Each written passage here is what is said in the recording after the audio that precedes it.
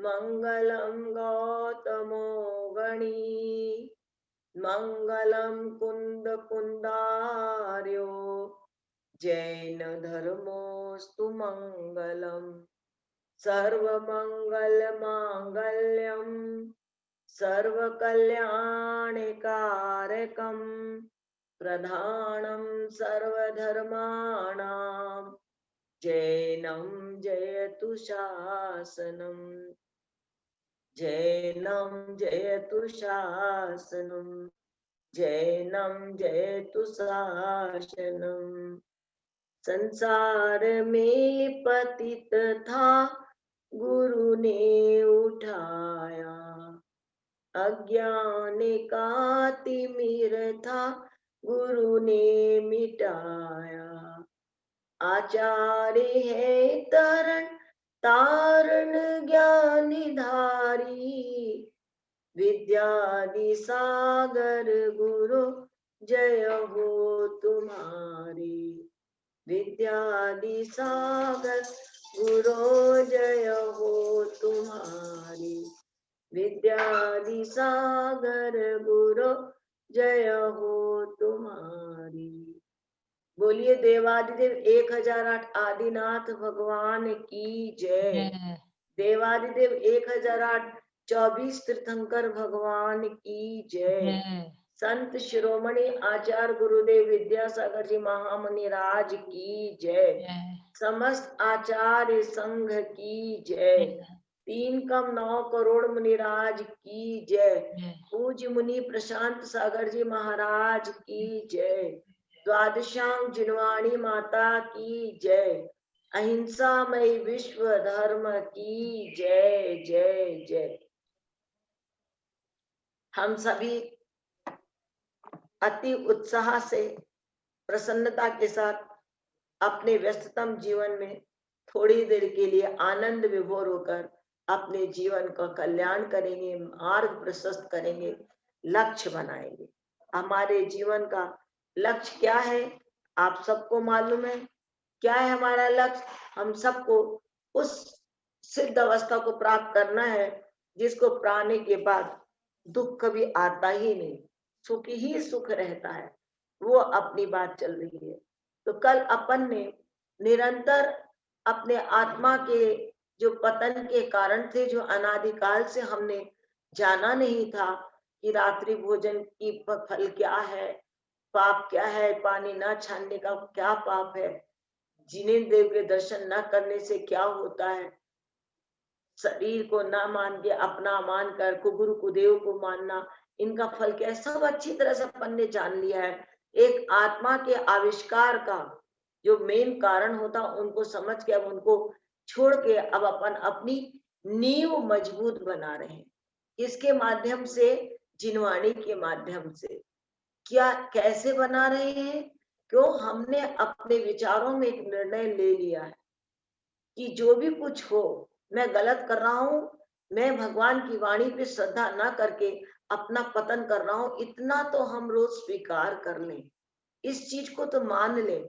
तो हमारे को जब अपनी गलतियों को मान लेंगे तो हम आगे अपने आप ट्रैक अच्छा बनता चला जाएगा और हम उस पर चलेंगे। जब तक हम अपनी गलती को स्वीकारेंगे नहीं, तब तक हमको अहंकार बना रहेगा कि मैं जो कर रहा हूँ सो अच्छा कर रहा हूँ, मुझे किसी से क्या लेना देना। कभी भी अपने कोई अहंकार नहीं करना। तो आज अपन कल पढ़ रहे थे देव पूजन के बारे में। कल हमने आपको बताया था कि देव पूजन में अपन को पूजा में द्रव्य पूजा, भाव पूजा, उनमें मुख्यता किसकी है? तो दोनों की है। खाली ऐसा नहीं है कि भाव पूजा कर ली या खाली द्रव्य पूजा कर ली। अपने को द्रव्य के आलंबन से भावों को सुधारना, इसके लिए द्रव्य लेते हैं। तो बिना द्रव्य के भाव नहीं सुधरते। जब तक कि हम अपने द्रव्य को आलंबन लेंगे तो भाव में अपने आप परिणमन होगा। जिस प्रकार से आपके हाथ में अगर तलवार होगा तो आपके भाव करेंगे किसी को मारने के, डंडा होगा तो भाव करेंगे मारने का। जो आलंबन जैसा होगा आपको वैसा होगा। और आपके हाथ में पूजा की सामग्री की थाली होगी तो आपके भगवान की पूजा अर्चना करने के भाव होंगे।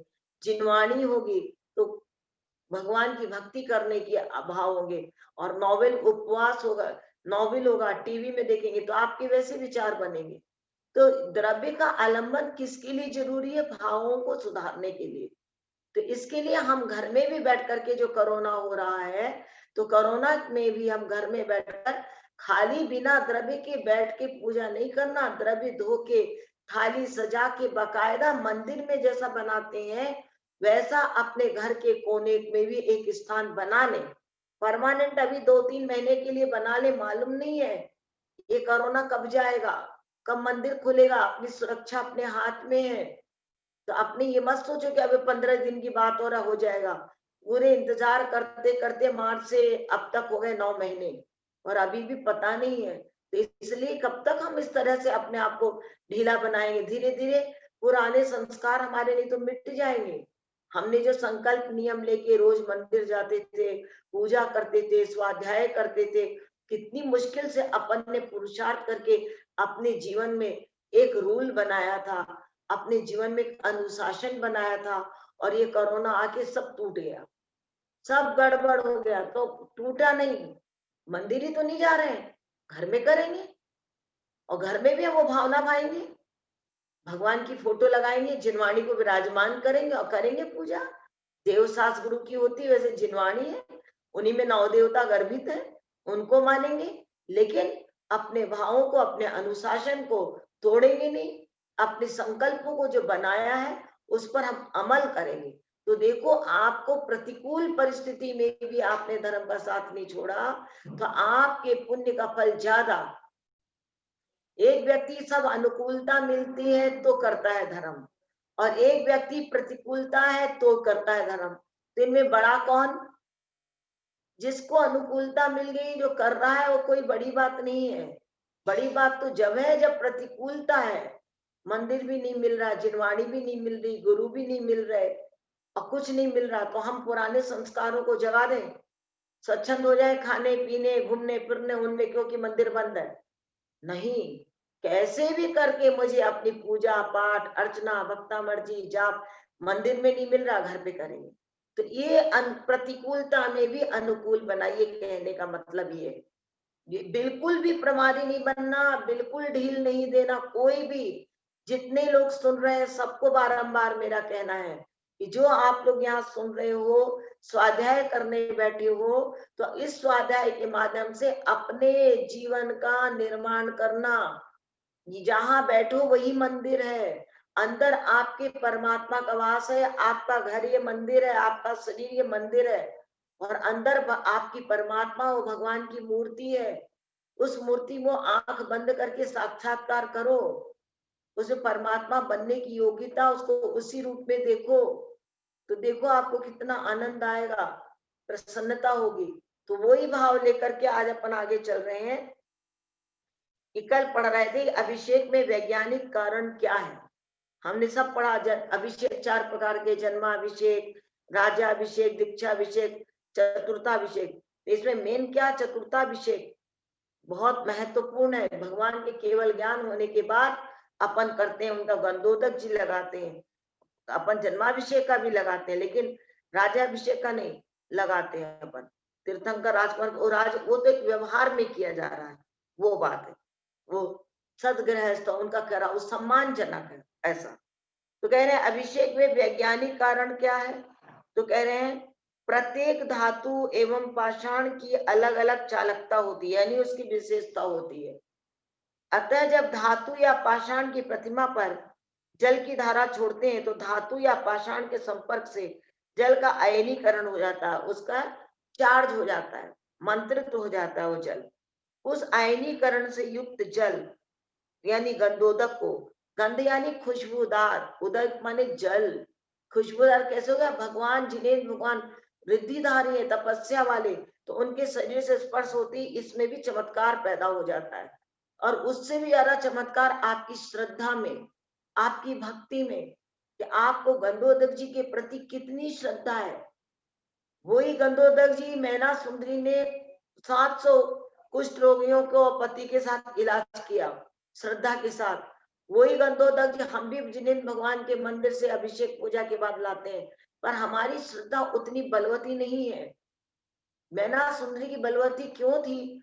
कि उसने मात्र जिनेंद्र भगवान पे आस्था करी, उसको कुष्ठपति मिला, कोढ़ीपति मिला। पिताजी ने कहा कि तेरे को बता पसंद दीदावर उससे करूंगा, तो बोली जो मेरे भाग में है वो होगा।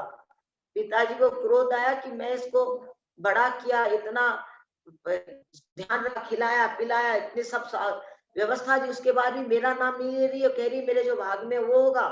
तो अब देखो इसका भाग। तब उन्होंने सबसे दुखी व्यक्ति, रोगी, बदबूदार, कुष्ठ रोगी, खून पी बहरा, उससे शादी करी। ये देखो जरा, अब तो मानेगी कि नहीं पिताजी ऐसा, पर वो सच्ची सम्यक दृष्टि थी। उसने जरा भी उफ नहीं किया। हम लोग तो जरा सी परेशानी आ जाए घर में और तकलीफ हो जाए, 2 दिन 10 दिन गुजारना पड़े, तो कोई बोलेगा सामने शिव जी का मंदिर है, चले जाओ वहां से ले आओ गंदोदक, वहां हनुमान जी का चालीसा पढ़ लो जाके, सब ठीक होगा। पद्मावती की देवी के मंदिर में जाओ, मान्यता मांग लो, उसको चोला चढ़ाया हो, चोला पहनाया हो, हम सब करने को तैयार हो जाएंगे, साईं बाबा का सब चले जाएंगे। तो हमारे श्रद्धा कमजोर है। हमने अपने आराध्य, अपने वीतराग भगवान की महिमा को ना समझकर अपनी श्रद्धा को डिगा के उधर उधर भटक जाते हैं, तंत्र मंत्र के चक्कर में पड़ जाते हैं। लेकिन मैना सुंदरी ने कुष्ठपति मिला तो सीधे मंदिर गई, उस पति को, कुष्ठपति को लेकर मुनिराज के दर्शन करके यही एक ही बात कहा कि आप हमें दुखों से दूर करने का, मुक्ति का कोई उपाय बताएं। तब उन्होंने कहा कि अष्टानी का पर्व आए तो सिद्ध चक्र विधान करना।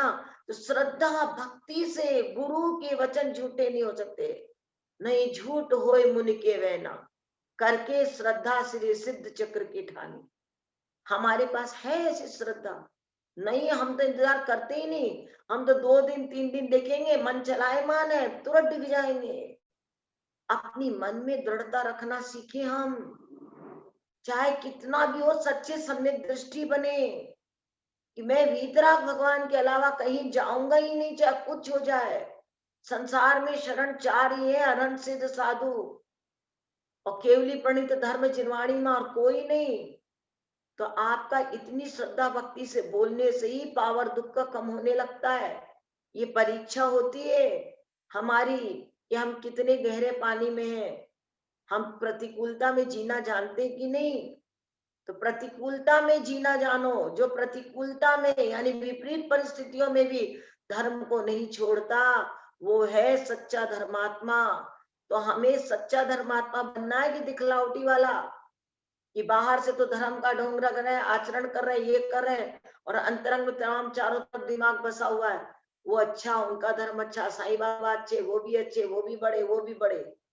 तो श्रद्धा तो वहां चमत्कार नहीं होता, चमत्कार तो अपनी श्रद्धा से, भक्त स्वयं अपनी भक्ति से चमत्कार पैदा करता है।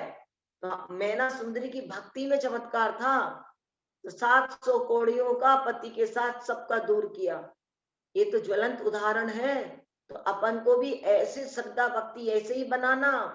याद रखना सब लोग कि कितनी भी प्रतिकूलता आए यानी विपरीत परिस्थिति घर में आ जाए, चाहे धन का अभाव हो जाए, चाहे घर में रोग हो जाए, चाहे चोरी हो जाए, चाहे कोई लड़ाई वाले आ जाए, अपन को तो मात्र जिनेंद्र भगवान की शरण के अलावा कहीं भी न किसी से पूछना, न ज्योतिष के पास जाना, न पंडित को पत्री दिखाना, न कोई काउंसलर को 5,000 रुपए फीस दे के जाना। आपको सब पता है कि आप जिनेंद्र भगवान के पास जाओ, 2 घड़ी उनकी भक्ति करो, उनसे बातें करो, कोई विधान अर्चना विशेष पूजा करो, कुछ त्याग करो, कुछ दान करो, कुछ जाप लगाओ, देखो सब दूर हो जाएगा। ऐसे गंधोदक का चमत्कार है।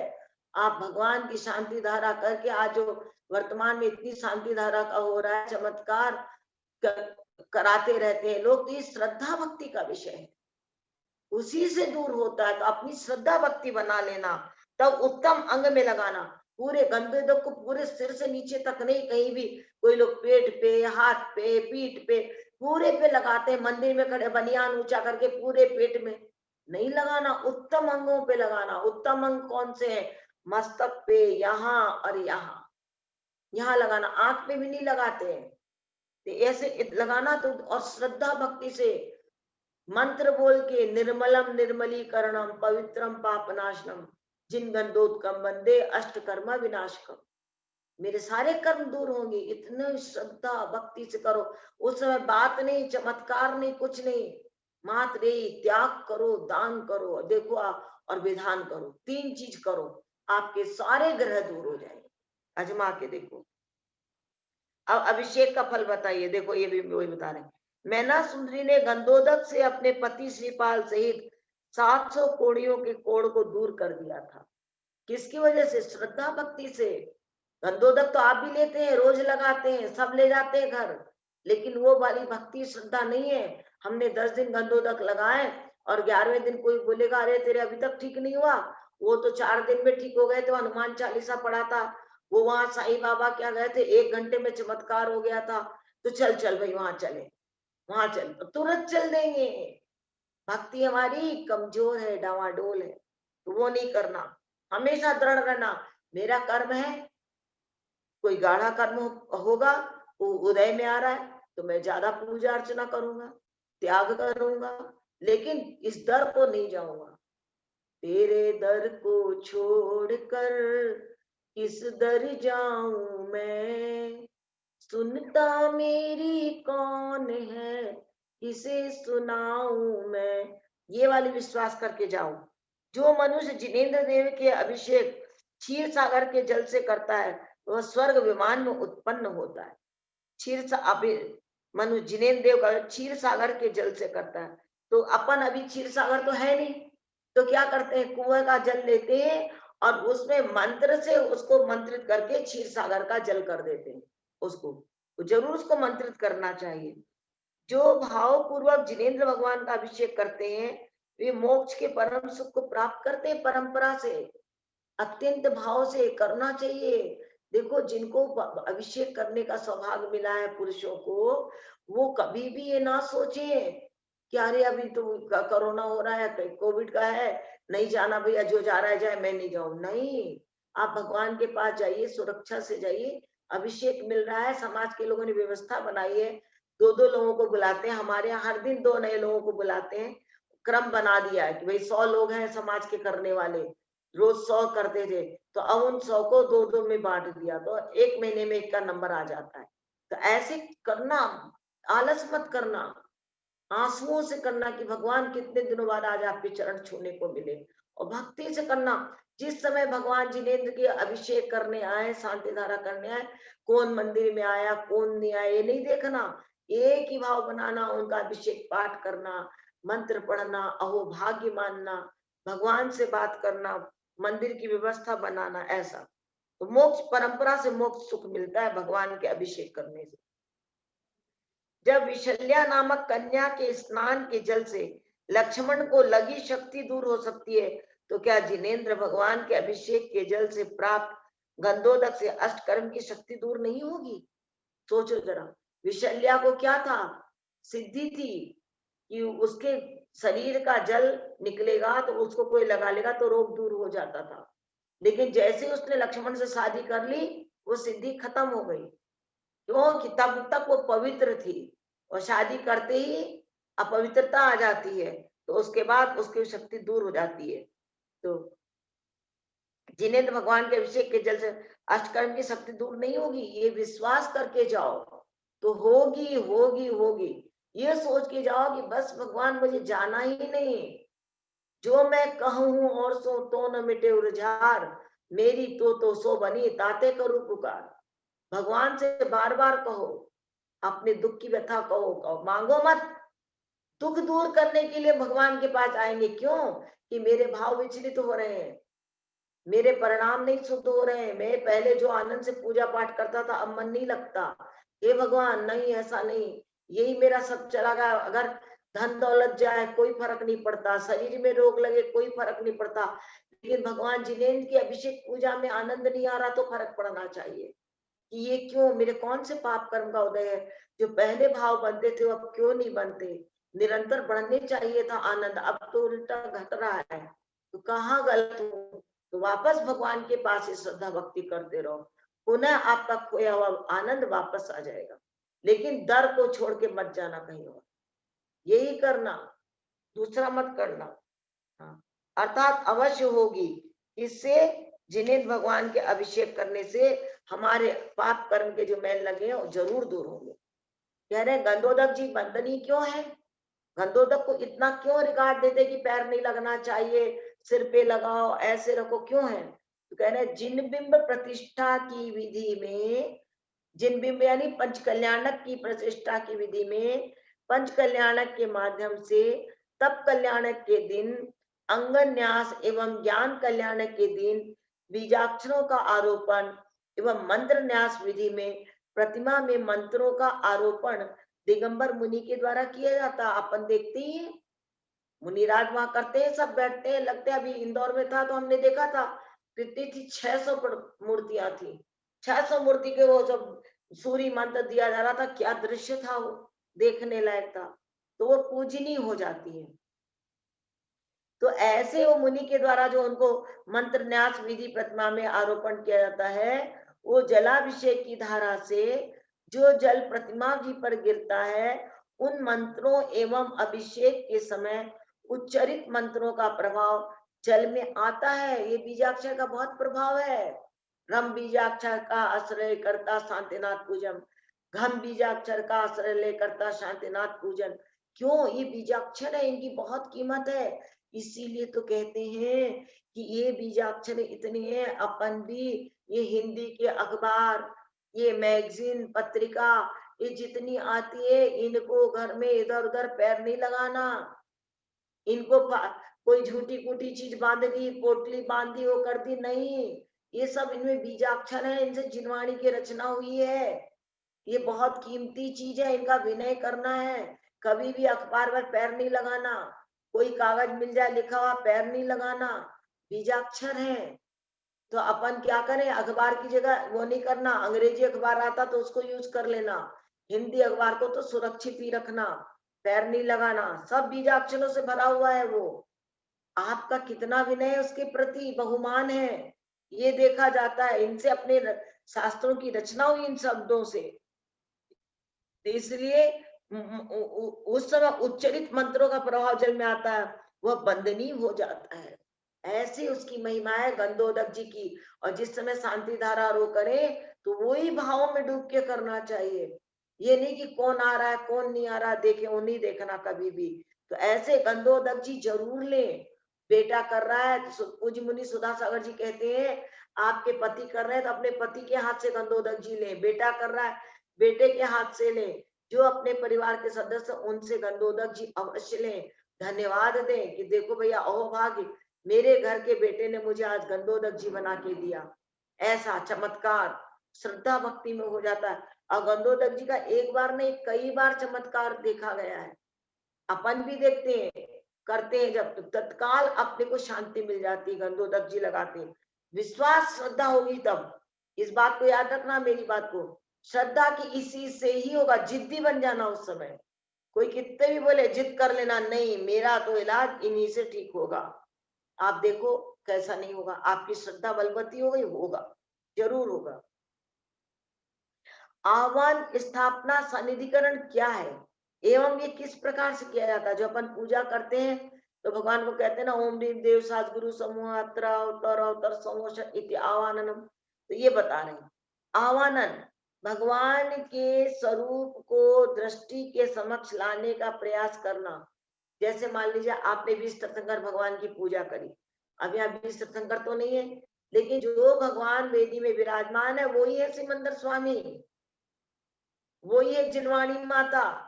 मंदिर में तमाम साधुओं की फोटो लगी रहती है, सबकी लटकी रहती है दीवारों पे चारों ओर।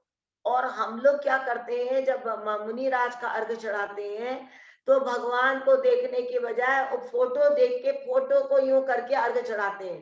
देखो, फोटो आदरणीय है, फोटो पूजनीय नहीं होता, क्योंकि उसमें मंत्रित नहीं किया गया है, उसको सूर्य मंत्र नहीं दिया गया है। तो अपन उसको क्यों अर्घ चढ़ाते हो फोटो को देख के? वो दोष है, मिथ्यात्व है।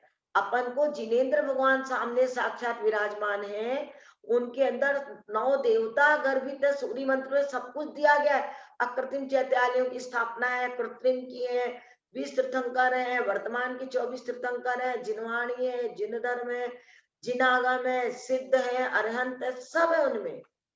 तो उनको देख करके उनकी तरफ हाथ को ऐसे करके विनय पूर्वक अर्घ चढ़ाना चाहिए, ना कि लोग भगवान को छोड़ के अब मुनि कार को बोलते सब मुनि की तरफ घूम जाते हैं।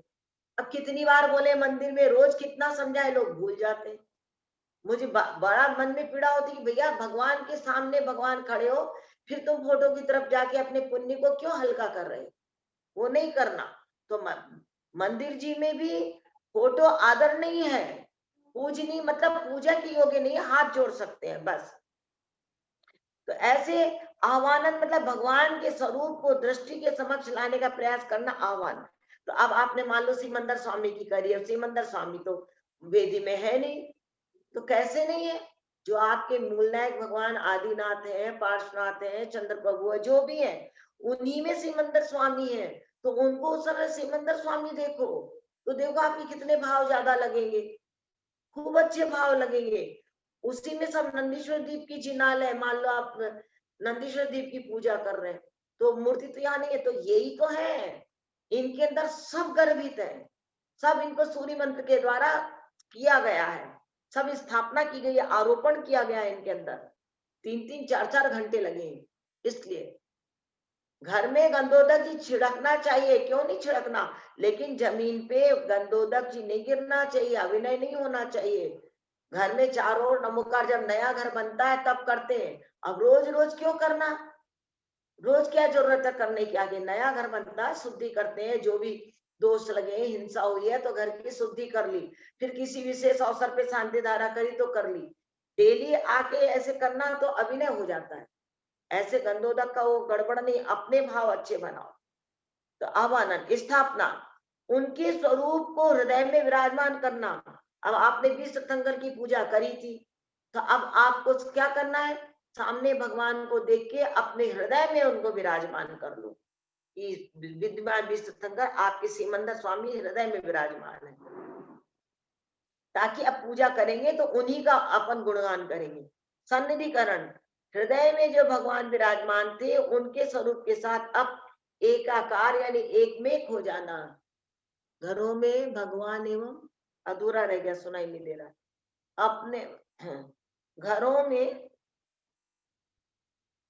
कहाँ चला? हाँ दीदी लिखा हुआ है, घरों में हाँ, भगवान एवं मुनियों की तस्वीर के सामने आरती कर सकते हैं क्या? अच्छा ये वो लिख रहे हैं कि देखो अपन फोटो के सामने आरती नहीं करते, लेकिन जब से कोई विशेष आयोजन होता है ना, इसका चातुर्मास का किसी का विशेष का, तो फोटो का अनावरण कराते तो दीप प्रज्वलन करते हैं, आरती नहीं करते हैं, दीप प्रज्वलन करके रख देते हैं वहां पे। फोटो की आरती नहीं होती, फोटो के पास जिनवाणी रख लो, फिर आरती कर लो, तब चल जाएगी। बिना जिनवाणी रखे करोगे तो फोटो फोटो आदरणीय है, पूजनीय नहीं है। ये उत्कृष्ट बता रही हूं मैं आपको। ऐसा नहीं कि आप आदर करना ही छोड़ दो, हाथ जोड़ो, सब करो।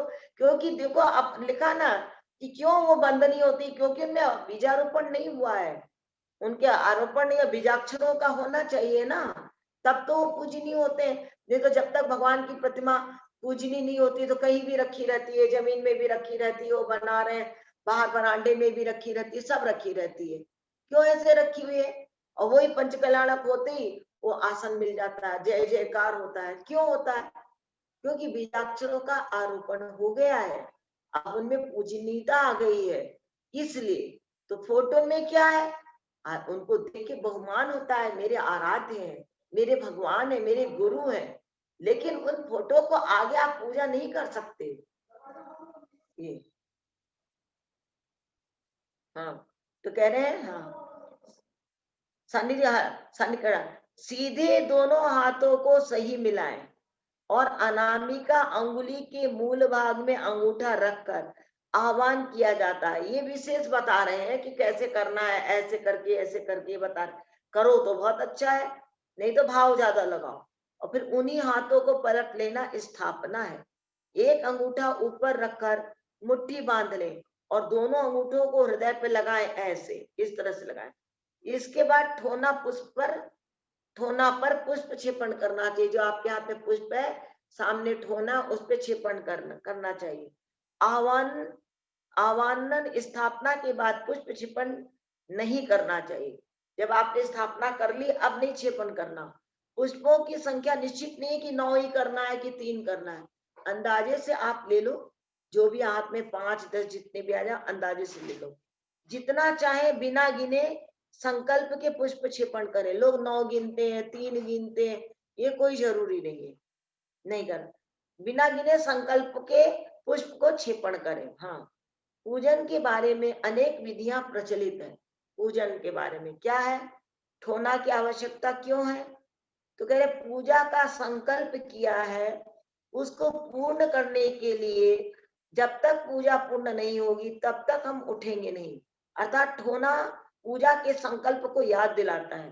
देखो, वैसे भी अपन घर से जब निकलते हैं मंदिर के लिए, तो मंदिर के लिए निकलते हैं, तो मंदिर के घर से निकलते ही सोचो कि जब तक के लिए मैं जिनेंद्र भगवान के मंदिर में हूँ, तब तक के लिए जो मैं अपने साथ लेके चावल की मुट्ठी या रुपये लाया हूँ गुल्लक के लिए, और शरीर पे पहने वस्त्र आभूषण को छोड़कर, और मंदिर में जिन जिन चीजों का आलम्बन लेना पड़ेगा, चौकी चटाई, उनको छोड़कर बाहरी समस्त आरंभ परिग्रह अन्न जल का त्याग, मंदिर में जितनी देर रहो उतनी देर त्याग करके रहो, क्योंकि जैन धर्म में त्याग का बहुत महत्व है।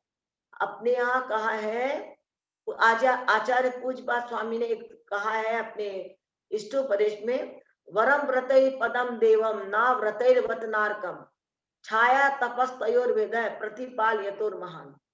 क्या कहा कि देखो, वरम व्रतै पदम देवम, जो लोग संकल्प नियम लेते हैं, जो मैंने कहा मंदिर में आए हो तो अपना संकल्प पूर्वक रहो, तो इस प्रकार से अपने जीवन में संकल्प नियम व्रत को लेने की आदत डालो। क्या होगा इससे लेने से, आप प्रश्न कर सकते हैं मुझसे। तो वरम व्रत पदम देवम, जो आप श्रेष्ठ व्रतों को धारण करते हैं, नियम को लेते हैं, तो उससे आपको देव पद मिलता है। ना व्रत नारकम, और जो व्रत को नहीं लेता, नियम लेने की आदत नहीं डालता, स्वच्छंद होके बिना सोचे विचारे काम करता रहता, वो नरक का जीवन भोगता है। जिस प्रकार से सूर्यवंश पंडित द्वारा हुआ तो दर्शन कर सकते हैं, बिल्कुल नहीं, बिल्कुल नहीं। सूर्य मंत्र देने के अधिकारी, सूर्य माने आचार्य, आचार्य के द्वारा दिया गया मंत्र। पंडित जी को तो क्या है, संयम भी नहीं है, कुछ नहीं है, वो कैसे दे सकते हैं। इसके अधिकारी मात्र मुनिराज है, और आचार्य हो तो और श्रेष्ठ। तो इसलिए वो वहां पे मंदिर में उस मूर्ति में अतिशय होगा। हालांकि आचार्यों ने कहा है, जो प्रतिमा भगवान की 200 साल 250 साल पूरा हो गया और प्रतिष्ठित नहीं थी, या कोई के द्वारा सूर्य मंत्र ऐसी गृहस्थ के लिए दी गई थी, तो अगर उसकी 200 साल हो गई पूजा करते करते, तो वो अपने आप प्रतिष्ठित हो जाती है। लेकिन ये 10-20 साल वाले में नहीं होती। याद रखना, अतिशय किसमें प्रकट होता, प्राचीन में। तो सूर्य मंत्र जो दिया गया वही प्रतिमा मंदिर पूजनीय है, बाकी आपको जैसे भी इतरागता नजर आए। तो मैं आपको बता रही थी, वरम व्रतरि पदम देवम, आचार्य पूज्यपाद स्वामी ने कहा, इसको ध्यान से सुनना। ये नियम संकल्पों के माध्यम से अपन को देवायु मिलती है। नियम संकल्प आदत नहीं डालेंगे तो नरक का दुख भोगना पड़ेगा। जिस प्रकार से छाया तपस तयोर वेद प्रतिपाल यतोर महान, एक व्यक्ति, दो मित्र है, एक छाया में बैठ करके अपने मित्र का इंतजार कर रहा है और एक धूप में बैठकर इंतजार कर रहा है। तो जो छाया में बैठकर इंतजार कर रहा है अपने मित्र के आने का, वो शांति से इंतजार कर रहा, आनंद के साथ कि वो आएगा तो जाऊंगा। और जो धूप में बैठा हुआ है वो बेचैन हो रहा है, घबरा रहा है, समय गिन रहा है, कब वो आए, जल्दी से तकलीफ हटे।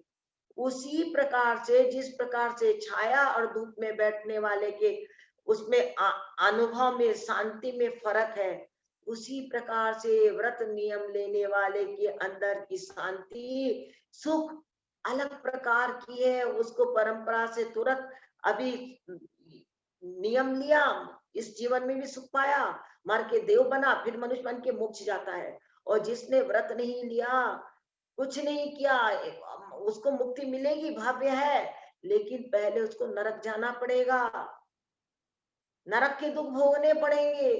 और जो जिसने व्रत धारण किया था, नरक के दुख दूर, यहाँ भी आनंद, देव में भी आनंद। तो फिर छाया तपस प्रतिपाल यतुर्मान, कितना अंतर है। तो अपने आप को ये समझ करके लेना चाहिए कि छोटे छोटे नियम लूंगा तो मेरे राग द्वेष हटेंगे, और राग द्वेष हटेंगे, मेरी वीतरागता प्रकट होगी, मेरी वीतरागता प्रकट होगी तो मेरे भावों की विशुद्धि होगी, और भाव मेरे विशुद्ध होंगे तो अंत समय मेरे परिणाम अच्छे होंगे, तो मैं देवायु को ही प्राप्त होऊंगा। तो यहाँ भी आनंद और देवायु में भी आनंद, और फिर वहां से आके फिर मनुष्य मिलेंगे, अपना जन्म मिलेगा और मुनि बनकर मोक्ष जाएंगे। और जिसने नहीं व्रत नियम लिया, नहीं ताप किया, जैसे दो मित्र, एक मित्र कहता है क्या तुम हर समय नियम धर्म मंदिर पूजन करते रहते हो, क्या है, किसने देखा परलोक होता है कि नहीं होता, ये लोक मिला इसको गंवाते जाओ, परलोक की चिंता में इस लोक को भी गंवाओ, कुछ नहीं, सब बेकार की बातें हैं। तो दूसरे मित्र ने कहा ठीक है, परलोक नहीं देखा, क्या है क्या नहीं, अभी जो मिला खाओ पियो मौज उड़ाओ। मैं तुमसे ये कह रहा हूं, ध्यान से सुनना, मैं ये कह रहा हूं कि अगर हम सदाचारी से जीवन जीते हैं, झूठ नहीं बोलते हैं, चोरी नहीं करते हैं, बड़ों की आज्ञा का पालन करते हैं, मंदिर भी जाते हैं, बड़ छोटों को प्यार करते हैं, जो किसी का दिल नहीं दुखाते, तो हमें कोई कुछ नहीं करता, हम शांति से रहते हैं। लेकिन जो चोरी करता है, झूठ बोलता है, दूसरों का दिल दुखाता है, मारता है, चोरी करता, कानून के आज्ञा का पालन नहीं करता, उसको पुलिस भी पिटाई करती है डंडे से, और अरेस्ट होता, थाना में भी बंद होता। क्यों होता है? यहीं की यहीं पे जब देख रहे हैं अपन के अच्छा कार्य करने वाला सुख से रह रहा है, घर में चैन से रह रहा, आनंद से रह रहा है, और बुरे कार्य करने वाला जो अच्छा कार्य को छोड़ करके और स्वच्छंद होके चोरी कर रहा है, झूठ बोल रहा है, हिंसा कर रहा है, अभक्ष खा रहा है, सो कोई चिंता नहीं है किसी प्रकार की, परलोक की कोई चिंता नहीं। किसने देखा परलोक? खाओ पियो मौज उड़ाओ, सॉस चाटनी चटाई अचना मुरब्बा जो मन है, जो एक गड्ढा भरते जाओ, मन की जितनी खाओ उतनी लोलुपता बढ़ती चली जाती है। तो फिर क्या हो, चोरी करेगा, जैसा खाओगे अन्न वैसा होगा मन, परिस्थिति सेवन करेगा, शराब पिएगा, डाका डालेगा, अंधेरी रात में घूमेगा, तो पुलिस ले जाएगी पकड़कर। तो फिर ऐसे जीवन से क्या फायदा? जिससे अच्छा अपना सदाचारी का जीवन बन के जिए। अच्छा, लोग कह रहे हैं हमारे पास पैसा है, बहुत पैसा है, तो एक बात बताऊं, जिसके पास धन है, पैसा बहुत है, वो शांति में नहीं है, वो भी क्षुब्ध होके कर रहा है। शांति तो जब ही आएगी जब आपके जीवन में सदाचारी होगी, जब आपके संकल्प नियम होंगे, जब आपके अंदर राग द्वेष का पर्दा हटता जाएगा, तब शांति मिलेगी। शांति तो मेरा अंदर का आत्मा का स्वभाव है, तो मेरा स्वभाव बाहर की धन दौलत से नहीं प्रकट होगा। ये धन दौलत का अभाव करना पड़ेगा तब प्रकट होगा। धन दौलत हो तो भी आपको क्षोभ आता है, आप शांति से नहीं रह सकते।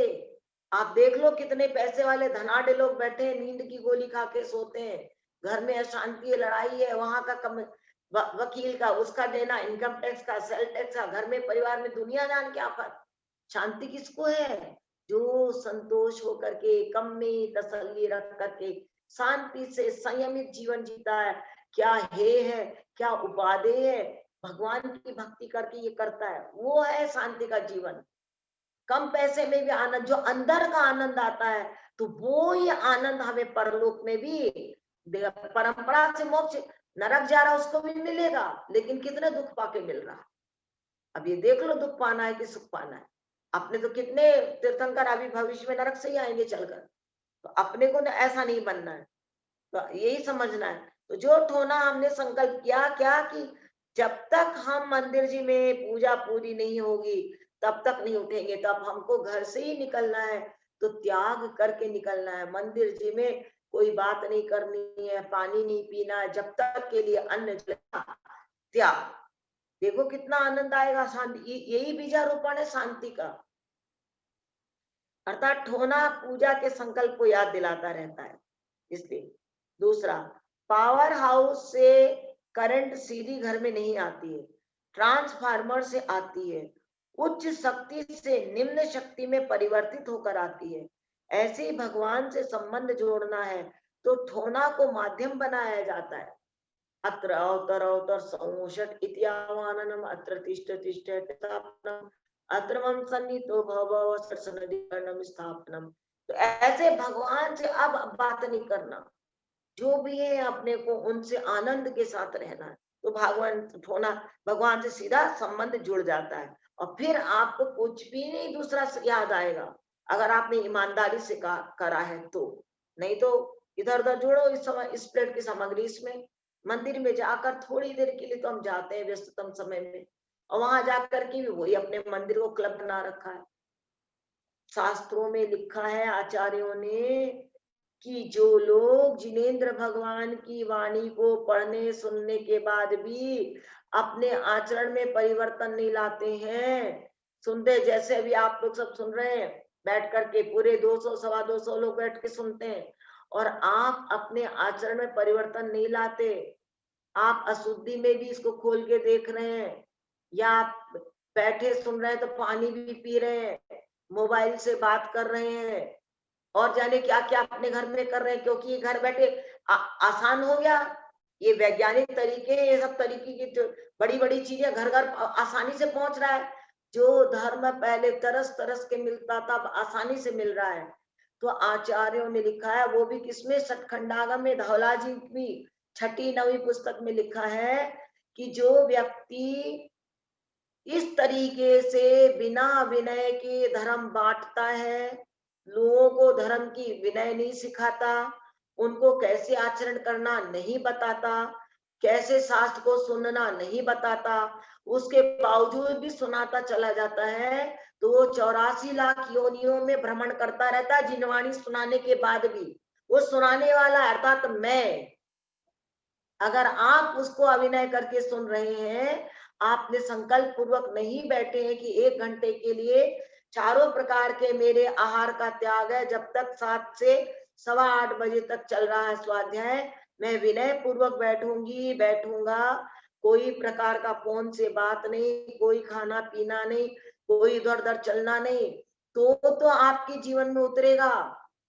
और नहीं तो आपकी तो आप जानो मेरा भी पतन होगा, क्योंकि कीमती चीज आसानी से बट रही है आजकल। ये बहुत कीमती चीज है भगवान की वाणी, सहजता से जिधर देखो उधर बांटा जा रहा है। तो सुनो, लेकिन जीवन में उतारो। अगर जीवन में नहीं उतारोगे, खाली सुनते रहोगे, मर्जी आए जैसे बैठे हैं, मर्जी जैसे कर रहे हैं, विनय नहीं, जिनवाणी स्तुति होती नहीं है, आप छोड़ के चले जाते हैं। मैं संख्या देखती रहती हूँ, पर संख्या आई है 210 लोगों की, 220 के जिनवाणी स्तुति करते तो 190 20 से छूट जाते। ऐसा नहीं करना। अस्वस्थता है तो बात अलग है, बीमारी है आपकी तो बात अलग है, लेकिन आप स्वस्थ हैं, अच्छे हैं, तो विनय पूर्वक जैसे मंदिर में बैठते हैं, जैसे गुरु के पास बैठते हैं, वैसे ही स्वाध्याय के समय आपको बैठना है। अन्यथा सतखंडागम में लिखा है धौला जी में कि जो इस तरह से धर्म को फोकट में बांटता है, वो 84 लाख योनियों में भ्रमण करता है। तो कितना पतन हो जाएगा, हमारा भी होगा, आपका भी। इसलिए मैंने आप सबको बताया है कि विनय पूर्वक बैठना, विनय पूर्वक सुनना, खाते पीते काम करते नहीं। ये जिनवाणी की सभा कीमती चीज मिल रही है और खूब बांटेंगे, लेकिन आप विनय पूर्वक सुनना।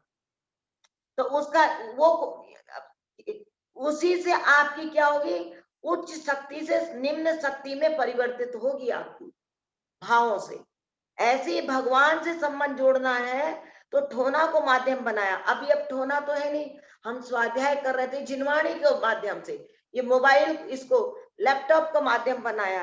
तो ये हमें शास्त्र सुनना है, तब तक हम विनय पूर्वक बैठेंगे और सुनेंगे। भगवान से संबंध जोड़ा है, भगवान की वाणी से संबंध जोड़ा है, तो हमें इसको ध्यान से सुनना है। ठोना में क्या बनाना चाहिए, ठोना में स्वस्तिक या अष्ट पांखुड़ी वाला कमल बनाना चाहिए। ठोने में या तो साथिया बनाइए या 8 पंखुड़ी वाला कमल बनाइए। पूजन में अष्टद्रव्य क्यों चढ़ाते हैं एवं वह हमें क्या संदेश देते हैं, अष्टद्रव्य को ध्यान से सुनो। पूजन में अष्टद्रव्य का बहुत बड़ा वैज्ञानिक तथ्य है, और अपन उन्हीं भावों से इनको अष्टद्रव्य को चढ़ाएंगे, तो क्या मजाल कि हमारे 8 कर्म नष्ट ना होंगे। दूजे भव पावे मैना शिव राजधानी, फल पायो मैना रानी। किसकी वजह से? सिद्ध चक्र विधान और धार्मिक संस्कार थे। और उसके बाद देखो, आप पढ़ो श्रीपाल चरित्र। श्रीपाल जहां जहां भी गए, शादी के बाद मैना सुंदरी को तो वहीं छोड़ा, और जहां जहां गए हर जगह मंदिर में सिद्ध चक्र विधान करते थे वो, और हर जगह उनको कामयाबी मिली। हर जगह, कहीं कहाँ धवल सेठ का रक्षा करी, उनको विद्याएं मिली, कहाँ कहाँ गए, इतनी करी। तो किसकी वजह से? भगवान की पूजा और अपनी श्रद्धा, ये दोनों चीजें रखना, तो हमारे साथ भी चमत्कार घटेगा, दूर नहीं है वो दिन। तो कह रहे हैं पूजन में अष्टदव क्या बताते हैं? जल बाहरी गंदगी को दूर करने वाला है, किंतु आपके गुण रूपी जल मेरे राग द्वेष रूपी मल को दूर करने वाले हैं। कौन कह रहा है? भक्त भगवान से कह रहा है, करने वाले। आत्मा में लगे ज्ञानावरणादि कर्म की रज को धोने के लिए चढ़ाया जाता है। जल किसके लिए चढ़ाया जा रहा है? आत्मा में जो ज्ञानावरणादि 8 कर्म लगे हैं, उस मैल को, जैसे जल बाहर के मैल को धोता है, उसी प्रकार से भगवान जिनेन्द्र रूपी गुण रूपी जल, जो हमने कहा ना, अनादिकाल से जग में स्वामिन जल से सुचिता को माना, शुद्ध निजातम सम्यक रत्नत्रय निधि को नहीं पहचाना। तो वो भगवान के रत्नत्रय गुण रूपी जल मेरे राग द्वेष रूपी मैल को दूर करने वाले हैं। आत्मा में लगे ज्ञानावरणादि कर्म की रज को धोने के लिए चढ़ाया जाता है। जल हमें यह संदेश देता है कि हम उसकी तरह सभी के साथ घुल मिलकर जीना सीखें, एवं जल की तरह तरल एवं निर्मल होना सीखें। जैसे जल जिसमें डालो घुल मिल जाता है पूरा, हम लोग को भी हर एक से घुल मिल के अपने साधर्मियों के साथ, कोई भी अपना है गुणीजन, सबसे प्रेम के साथ व्यवहार करना चाहिए। शक्ल देख करके नहीं कि ये कैसे है तो इससे मिलूं, ये नहीं तो, हर एक से प्यार से बोलो, प्यार से बात करो, अच्छी बातें करो, अच्छी चर्चा करो, जल की तरह से घुल मिल जाओ। तो उससे क्या होगा? हमारे मन में पवित्रता आ जाएगी, मन निर्मल हो जाएगा। तो हमारा मन निर्मल हो जाएगा तो फिर क्या होगा? हमारे ज्ञानावरणादि कर्म दूर हो जाएंगे। यही है, इसके लिए जल चढ़ाते हैं। चंदन, इस चंदन से तो तात्कालिक शांति होती है, किंतु आपकी अमृतवाणी, तात्कालिक मतलब उसी समय के लिए। बाहर आपको कुछ लगा, आपने चंदन का सेंट लगा लिया, कुछ लगा लिया, तो 1 घंटे 2 घंटे खुशबू देगा, फिर खत्म। केसर चंदन वो तो शरीर मिल गया, वापस बदबूदार हो गया। लेकिन आपकी अमृतवाणी शारीरिक और मानसिक दाह को सदा सदा के लिए नष्ट कर देती है। कौन? भगवान की जिनेन्द्र की वाणी, जो अपन ये शास्त्र पढ़ रहे हैं, ये शांति प्रदाता है। शांति मिलती है, आनंद मिलता है, इसकी बहुत कीमत है। तो कह रहे हैं आपकी अमृत वाणी शारीरिक और मानसिक दाह को सदा सदा के लिए नष्ट कर देती है। कभी भी टेंशन डिप्रेशन कुछ हो तो जिनवाणी खोल के बैठ जाओ, भगवान का भजन गाओ। मिलावट के इस युग में आज चंदन के स्थान पर हल्दी चल रही है। नहीं, गलत बात है, हल्दी नहीं लेना। जो गर्म होती है, इससे संसार रूपी ताप का नाश नहीं हो रहा है। अतः चंदन के स्थान पर हल्दी नहीं चढ़ाना। कौन हल्दी चढ़ाता है? अगर हल्दी चढ़ाते हैं तो गलत है। हल्दी नहीं चढ़ाना, चंदन ही चढ़ाना। चंदन की लकड़ी किसके करो, और नहीं है तो केसर करो। अच्छा, केसर आप रोज नहीं कर सकते तो चंदन को किसके करो। तो इससे क्या होगा? मन वचन काय तीनों में शांति आ जाएगी, शीतलता मिल जाएगी। कैसे संसार की ताप को नाश करना है ना, तो संसार में ताप कौन सा है हमारा?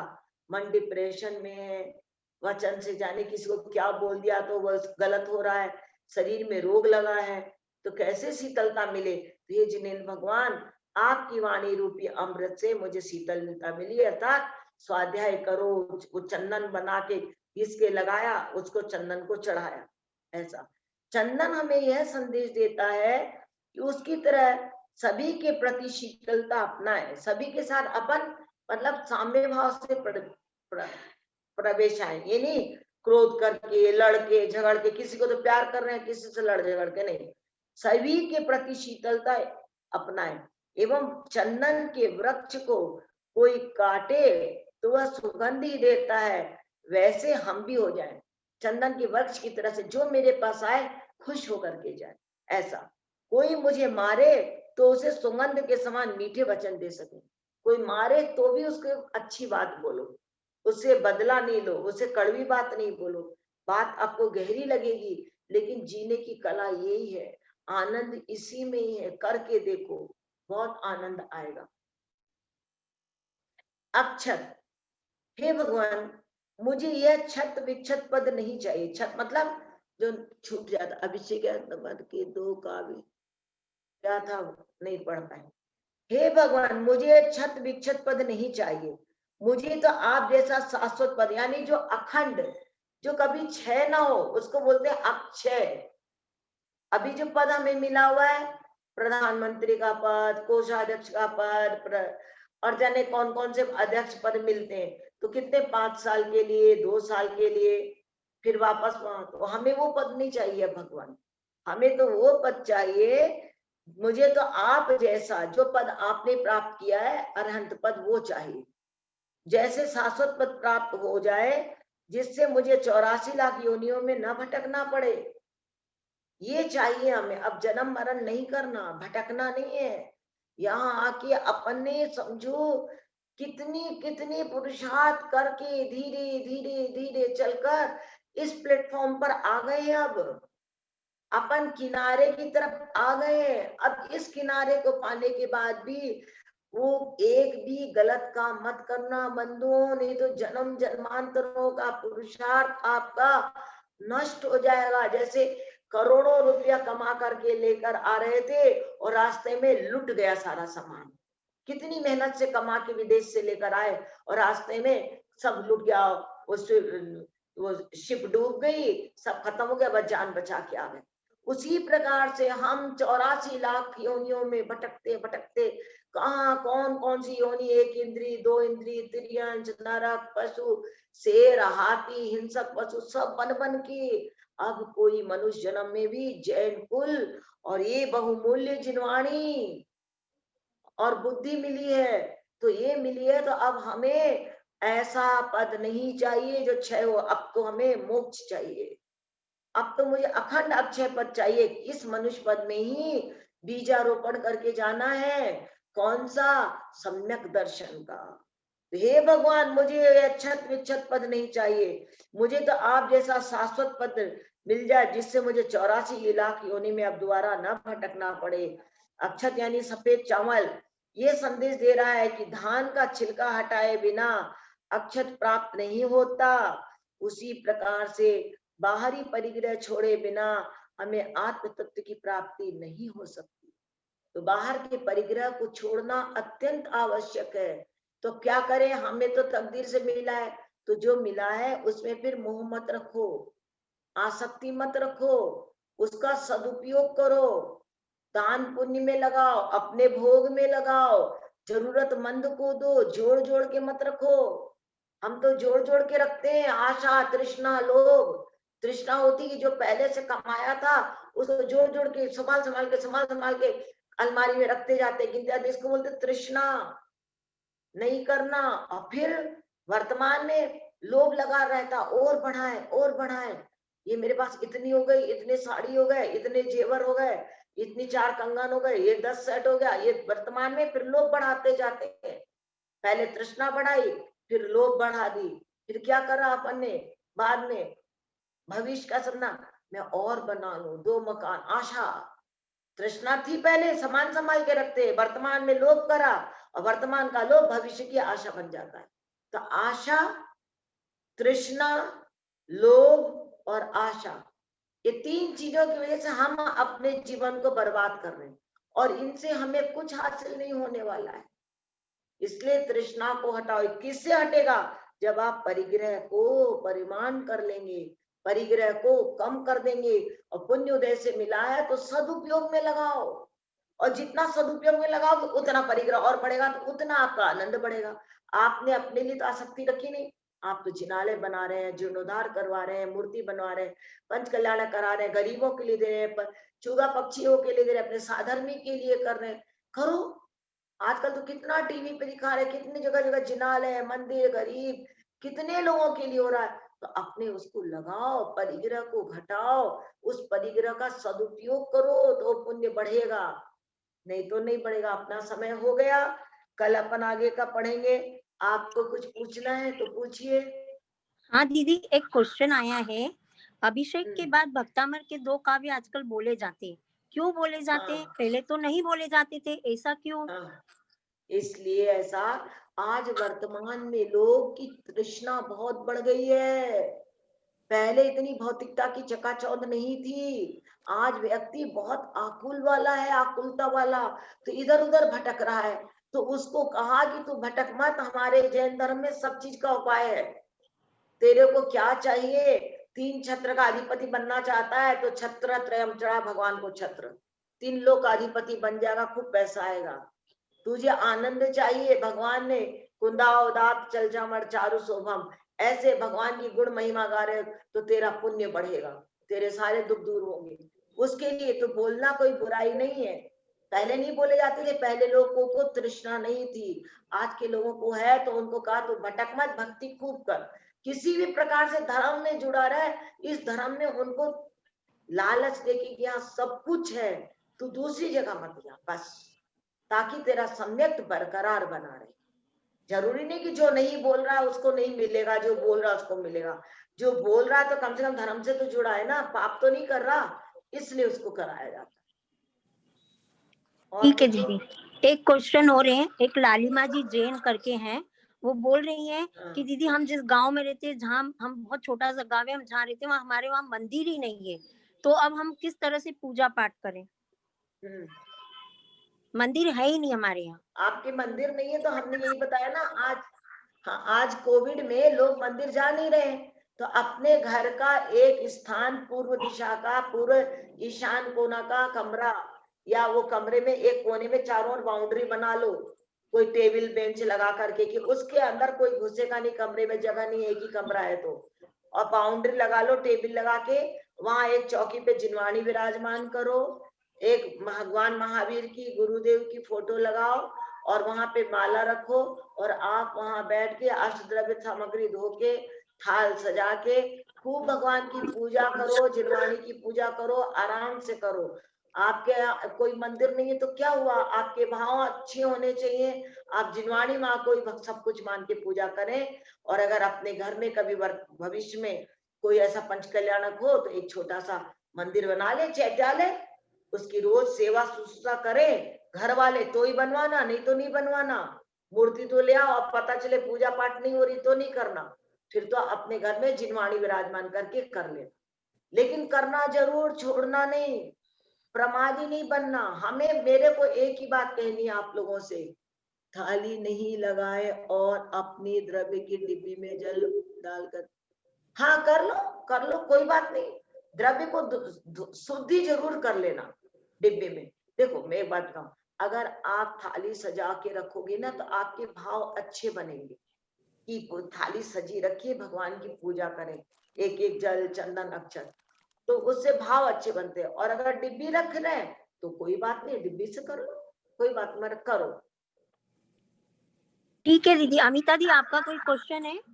हाँ दीदी, अभी है ना हाँ कई जगह शांति धारा होती है, तो हाँ वहां पे है ना शांति धारा के बाद जैसे अपन ने शांति धारा बोला है, और तो वो क्या करते हैं कि एक कपड़ा जो होता है, छोटा कपड़ा, हाँ वो उसको सुखाकर उसको छोटे से हाँ कलश में डाल के और ऐसे भिजवा देते हैं। तो फिर वो हाँ कपड़ा घर में रखना वो शुभ, मतलब मंदिर में रखें मतलब, लेकिन वो मंदिर में रखना शुभ होता है उस कपड़े को, कि भाई जब थोड़ा ऐसा लगे कि भाई अभी अभी जैसे कोविड के टाइम में गंदों तक नहीं है, डेली नहीं ले पाते हैं, तो उस कपड़े को टच करके, क्योंकि वो गंदों तक का कपड़ा है वहां मतलब, तो वो सही रहता है। देखो, एक कानून नहीं लगाना हर चीज में। अपन गृहस्थी में रह रहे हैं, तरह तरह के उतार चढ़ाव आते हैं, कोई को मंदिर नहीं मिल रहा है, तो जैसे भी सांगानेर में हुआ था, पूज्य मुनि सुधा सागर ने मूर्तियां निकलवाई थी, तो बहुत सारे कपड़े भिगो भिगो के, गंदोदक जी के कोरे कोरे कपड़े लाए थे, सब टुकड़े कर करके ले गए थे। तो वो ले जाओ घर में, पहले तो विनय पूर्वक रखो, और उसको जो गंदोदक बनाना है तो हर किसी पानी में नहीं बनेगा वो गंदोदक, वो प्रासुक जल में ही बनेगा गंदोदक, कुएं के पानी में। ऐसे नहीं कि कोई भी नल का पानी लिया बना लिया, वो अभिनय है उसका। वो उसमें कुएं के पानी में उसको करके, पानी निकाल करके, और उसको गंधोदक लगा दिया, फिर कपड़े को सुखा के रख दिया, लेकिन अंत में क्या करोगे इस कपड़े का? जब वो हो जाएगा तो उस कपड़े को जला करके राख को गमले में डालना, इधर उधर कपड़े नहीं रखना। आप रख सकते हो कपड़े को, कपड़े से खाली ऐसे झाड़ा लगा दो यूं करके रख सकते हो। ये गृहस्थी में तरह तरह की बातें होती रहती, तो उनको शांति प्रदान करने के लिए, विश्वास दिलाने के लिए ये किया जाता है, कोई बुराई नहीं है उसमें। नहीं, पर कपड़े को ऐसे टच करके गंधों तक की फीलिंग नहीं ले सकते, या उसको गीला ही करना पड़ता है उस तो उस कपड़े से पानी? कर लो, हाँ कर लो, भक्ति है तो श्रद्धा है आपकी, अच्छा। कैसे भी कर सकते हो। एक और क्वेश्चन था, हालाँकि आपने उसका थोड़ा बहुत तो जवाब अभी आपने पढ़ाया था, लेकिन फिर भी मेरा एक क्वेश्चन है कि जब शांति सागर जी महाराज जी तो अभी 100 साल पहले आए हैं, मतलब उससे पहले अपने पुराने मंदिर 200 साल, 300 साल, 100 150 साल पुराने मंदिर, अपने कई मंदिर दिखते हैं। तब उनको सूर्य मंत्र कौन देते थे? जब शांति सागर जी महाराज जी से पहले सूर्य मंत्र देते थे, तो वो कैसे होते थे? और फिर वो अभी भी पूजनीय, हालाँकि आपने बोला है कि वो जितनी पुरानी होती है, पूजनीय हो जाती है। हम्म। लेकिन 100 साल पहले भी भट्टारक जी थे ना भाई। 10वीं 11वीं शताब्दी के बाद भट्टारक जियों का आना हो गया। क्या उसे एक बार ज्यादा उपयोग कर सकते हैं गंधोदक के कपड़े को? हाँ, सुखा के कर सकते हैं। देखो, भट्टारकों का जमाना आ गया था, तो भट्टारक जी लोग ने ही सूर्य मंत्र देने लग गए कपड़े उतार के, वही लोग देने लग गए थे। तो वो जब 100-200 साल हो जाता है ना, तो अपने आप प्रतिष्ठित हो जाती है, उसमें अतिशय हो जाता है। किससे होता है? भक्ति करने से। भगवान की भक्ति से अतिशय होता है मूर्तियों में। अब आप नया मंदिर बनवा लो, खूब अच्छा शानदार, और वहां पूजा पाठ अर्चना होती ही नहीं, कुछ होता नहीं, तो वहां कभी अतिशय नहीं होगा। अतिशय तो वही होगा जहाँ पूजा पाठ अर्चना विधान माला जाप भगवान की जय जयकार खूब हो रहा, वहां होता है। मूर्ति लिया और कुछ हो नहीं रहा है, तो अतिशय समाप्त हो जाता है, इसलिए। अच्छा दीदी, थैंक यू। ठीक है ना? दीदी एक क्वेश्चन 3-4 दिन पहले से वो मुझे पूछ रही सुनीता जी हैं कि बोले हाँ। जब मैंने मैं एक मतलब मंदिर से एक बार में पूजा की थाली जो हम डोली यहाँ से लेके जाते चांदी की थाली जो भी है, और एक बार मैं अपने घर में ले आई और उसको आके कोई उन्होंने 4th वाली डे ने डे बाई थी 4th डे की थी, तो उसने छू लिया, तो अब वो मैं यूज कर सकती हूँ या नहीं कर सकती हूँ? हाँ, अरे उसको मजवा लो, आंच दिखा दो। 4th डे वाली ने छुआ, पहले दिन वाली ने तो नहीं छुआ ना, तो उसको माज के अच्छे से सर्फ से, झूठे जूना साबुन से नहीं, कोरा सर्फ जूना लेके उसे पोंछ के अग्नि को दिखा दो, समर्पित कर दो, अग्नि में तपा लो, फिर पोंछ के रख लो, काम में ले लो, कोई दिक्कत नहीं। बिल्कुल जी नहीं। दीदी, बस दीदी अभी और क्वेश्चन है अमिता दी? नहीं, नहीं, बस अब मंगलाचरण, ठीक अब है, वो जिनवाणी चलो, मंत्र जिनवाणी सुशीला जी, स्तुति। हाँ हाँ, सुशीला जी नहीं आए? आए आया ना? ना? है। माता तो दया करके कर्मों को छुड़ा देना, इतनी सी विनय तुमको चरणों में जगह देना। माता आज मैं भटके हूँ माया के अंधेरे में, कोई नहीं मेरा है इस कर्म के रेले में, कोई न सहारा है तुम धीर बंधा देना, इतनी सी विनय तुमसे चरणों में जगह देना। जीवन के चौराहे पर मैं सोच रही कब से, जाऊं तो किधर जाऊं, मैं पूछ रही तुमसे, पथ बोल गई हूँ मैं, मुझे राह दिखा देना, इतनी सी विनय तुमसे चरणों में जगह देना। लाखों को उभारा है मुझको भी उभारो ना, मझधार में अटके पार लगा देना, मझधार में अटकी हूँ मुझे पार लगा देना, इतनी सी विनय तुमसे चरणों में जगह देना। माता तू दया करके कर्मों से छुड़ा देना। इतनी सी विनय तुमसे चरणों में जगह देना।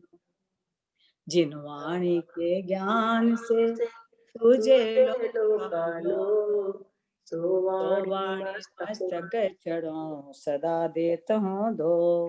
हे जिन वाणी भारते होए जपून ने, जो तेरा शरणा लिए सो पावे सुख चैन। देव बजो अरहंत को गुर से वो निर्गण। दया धर्म पालो सदा यही मोक्ष का फन। काय सर